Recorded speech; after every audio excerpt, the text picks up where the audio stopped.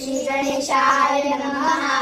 नारद उवाच प्रणम्य शिरसा देवं गौरीपुत्रं विनायकं भक्तावासं स्मरे नित्यम् आयुष्कामार्थसिद्धये प्रथमं वक्रतुण्डं च एकदन्तं द्वितीयकं तृतीयं कृष्णपिण्डाक्षं गजवक्त्रं चतुर्थकं लम्बोदरं पञ्चमं च षष्ठौ